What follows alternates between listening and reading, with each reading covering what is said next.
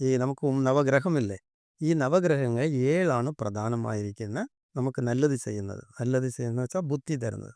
അപ്പോൾ 7 നാളിൽ എല്ലാവരും ജനിക്കും. ചിലർ തിങ്കൾ ജനിക്കും, ചൊവ്വ ജനിക്കും, ബുധൻ ജനിക്കും. ഇതിൻ്റെ ബുദ്ധി നമുക്ക് തലയാണ്. തല എന്ന് വെച്ചാൽ ഇത് ബുദ്ധി. ബുദ്ധി ഇപ്പോൾ ഇത് കണക്റ്റഡ് ആണ്. എങ്ങനെ കണക്ട് എന്ന് പറഞ്ഞാൽ ഈ ജീവനില്ലേ, ഈ ജീവന് ഒരു എല്ലാം മനസ്സിലാക്കാൻ കഴിവുള്ള ഒരു വെള്ള പേപ്പറാണ്. ഒരു വെള്ള പേപ്പർ, ഒന്നും എഴുതാത്ത ഒരു പേപ്പറാണ് മനുഷ്യൻ്റെ ജീവൻ. ഈ ജീവനിൽ എന്ത് വേണമെങ്കിലും എഴുതാം. ലോകത്ത് നമ്മൾ പുതിയതായിട്ട് വരികയാണ്. ഇപ്പം നമ്മൾ കേരളത്തിൽ ഇരിക്കുകയാണെങ്കിൽ മലയാളം എഴുതാം.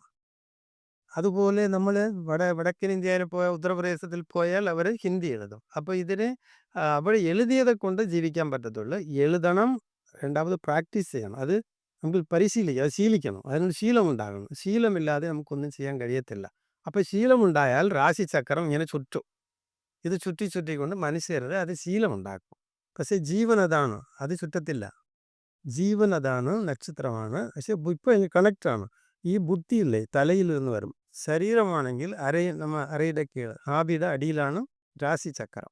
ഇത് ഇങ്ങനെ വരും. അത് വീണ്ടും വീണ്ടും ജനിക്കും, വീണ്ടും വീണ്ടും ജനിച്ച് നമ്മൾ വരും. ഇപ്പോൾ ഈ നാളില്ലേ, ഈ നാളിനാണ് ഈ മറ്റേ ഇതില്ലേ ഒളി, ജ്യോതികൾ, നവഗ്രഹങ്ങൾ, അതിൽ നിന്ന് നമുക്ക് ബുദ്ധി കൊടുത്തുകൊണ്ടിരിക്കുകയാണ്. അത് എങ്ങനെ പറയും? ഇത് ദിശ, ഇത് അന്തരം. ഇത് തലയിൽ നിന്നാണ് ഈ മനസ്സിൻ്റെ ജീവന് ഇത് വന്നുകൊണ്ടേയിരിക്കും. ഇതൊരു കണക്റ്റഡ് ആണ്.